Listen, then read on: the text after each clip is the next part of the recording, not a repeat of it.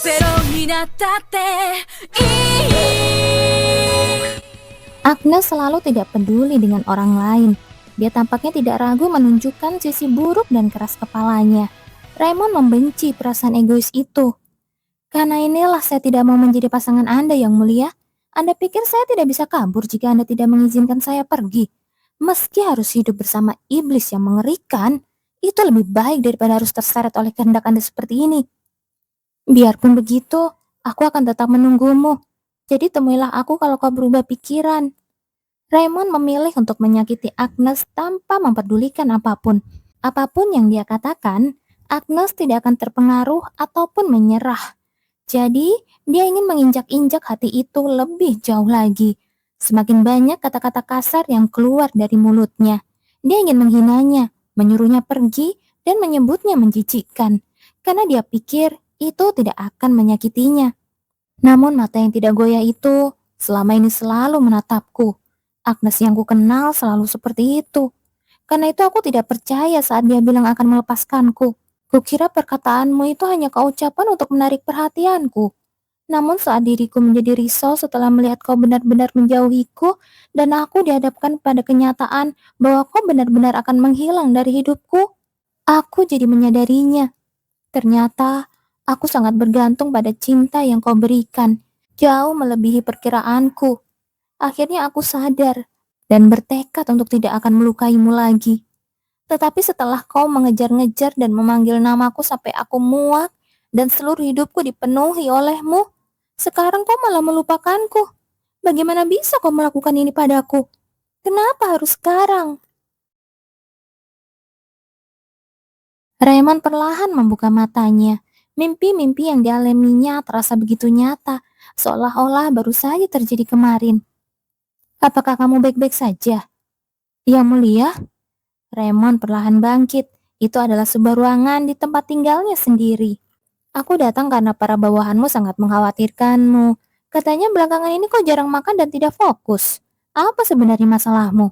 Apa kamu sangat syok karena Agnes sempat berhenti bernafas? Damian bertanya seolah-olah dia tidak mengerti.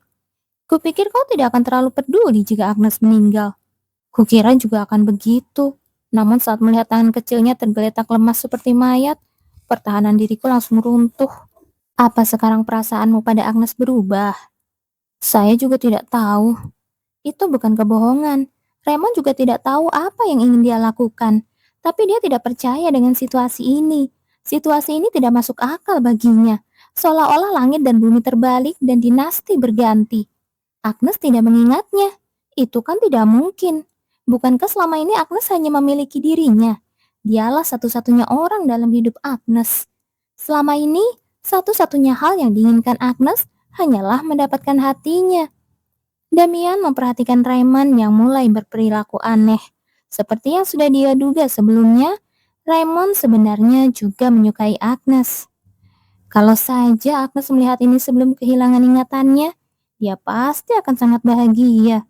Padahal sekarang Raymond sudah menyadari perasaannya. Tapi Agnes malah kehilangan ingatan. Situasi ini jadi petaka baik bagi Agnes maupun Raymond kan? Karena itu, sebagai atasan dan juga teman lamanya, sekaligus sebagai kakak Agnes, ini adalah saatnya bagiku untuk turun tangan. Kalau kau berniat memperbaiki hubunganmu dengan Agnes, aku akan membantumu. Apa kau mau menikah dengannya? Raymond terdiam memikirkan ucapan Damian. Pernikahan? Dahulu, dia memang mengira suatu hari nanti dirinya akan menikahi Agnes. Meski dia membencinya setengah mati, dia selalu menganggap itulah takdir yang pada akhirnya akan menantinya. Dia pernah ingin melarikan diri, tetapi dia tahu itu adalah sesuatu yang mustahil. Sebagai seorang kesatria yang setia kepada kekaisaran, sekaligus pelindung keluarga kerajaan, jika sang kaisar memerintahkannya, dia tentu akan menikahi Agnes tanpa bisa menolak. Walaupun dia membencinya hingga ke ujung nyawa, itu tetap merupakan takdir yang harus diterimanya. Karena gadis itu telah kehilangan ingatan tentang dirinya, seharusnya inilah saat yang membuatnya merasa bahagia. Karena akhirnya dia benar-benar terbebas. Tapi kenapa sekarang dia malah merasa masa depannya dirampas?